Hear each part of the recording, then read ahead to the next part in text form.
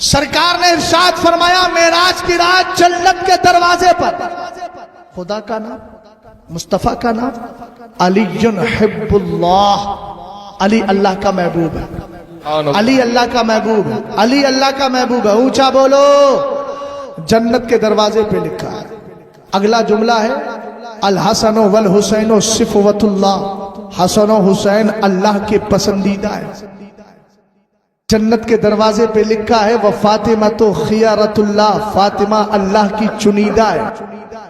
وَعَلَى بَاغِضِهِمْ لَعْنَةُ اللَّهِ، ان سے نفرت کرنے والوں پر اللہ کی لعنت ہے۔ اب رافضی تو چھوڑو، کچھ نیم رافضی اور کچھ حاسدین بریلی کہتے ہیں کہ بریلی والے اہل بیت سے پیاری نہیں کرتے۔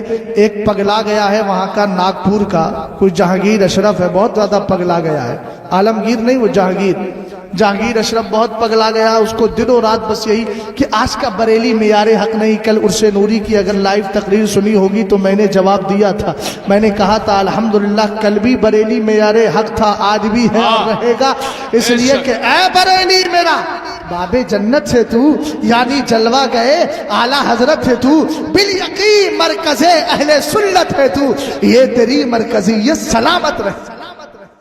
توجہ فرمائیے گا، اس پر میں نے بہت سارے چیلنج کیے ہیں لیکن سب گونگے بیٹھے ہیں، یہاں سے لے کے ایران تک کسی کے اندر اتنا دم ہی نہیں ہے جو اس غلام کو جواب دے سکے۔ دے گا بھی کیسے؟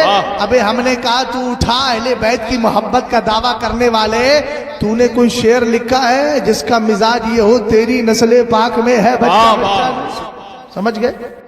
بولے بریلی کو مانتے ہو؟ وہ بھی یہ بھی کہہ رہا ہے، کہا کہ سرکار کہتے ہیں اہل بیت کو مانو، قرآن کو مانو، بریلی کہتے ہیں، بریلوی کہتے ہیں ہمیں مانو۔ ہم نے کہا ہم اسی لیے اعلیٰ حضرت کو منواتے ہیں، ہمیں پتہ ہے جو اعلیٰ حضرت کو مان لے گا وہ کہے گا کیا بات رضا اس چمنستانے کی، جو اعلیٰ حضرت کو مان لے گا وہ کہے گا انہیں جانا انہیں مانا، جو اعلیٰ حضرت کو مان لے گا وہ کہے گا با خدا خدا کا یہی ہے در نہیں اور کوئی، مفر مکر جو وہاں پہ ہو یہی آ کے ہو، جو یہاں نہیں تو وہاں نہیں۔ تو ہمیں پتہ ہے نا امام احمد رضا خان اپنی ذات کو نہیں منواتا ہے، مصطفیٰ کی ذات کو منواتا ہے۔ اب آگے بڑھو، میرے نبی علیہ السلام نے فرمایا جنت کے دروازے پر میرا نام مصطفیٰ کریم کہتے ہیں، میرا نام خدا کا نام، علی کا نام، فاطمہ کا نام، حسن کا نام، حسین کا نام۔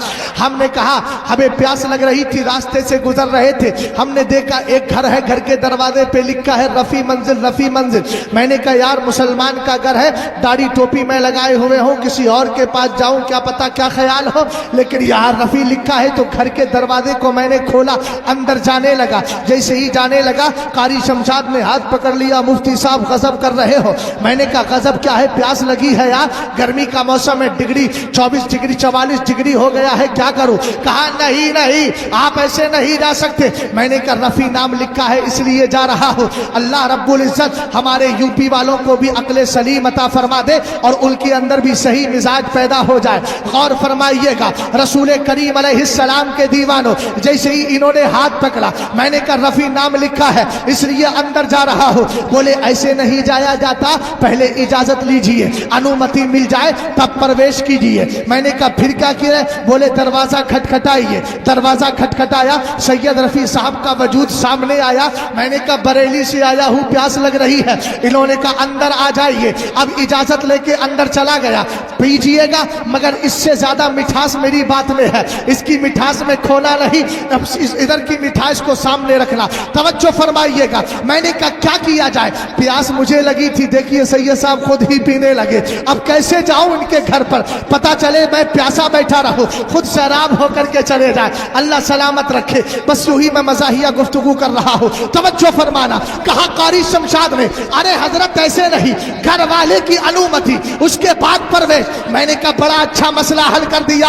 جب یہاں رفیع منزل لکھا ہو صرف پانی پینے کے لیے دروازہ کھٹکھٹا کے گھر والے کی اجازت چاہیے، تو جنت کے دروازے پر نام مصطفیٰ کا ہے، علی کا ہے، فاطمہ کا ہے، حسن کا ہے، حسین کا ہے، پنجتن پاک کا ہے۔ ہم نے کہا محبت اس لیے کرتے ہیں چونکہ ہمیں معلوم ہے جنت اسی کو ملے گی جن کو ان کی اجازت مل جائے۔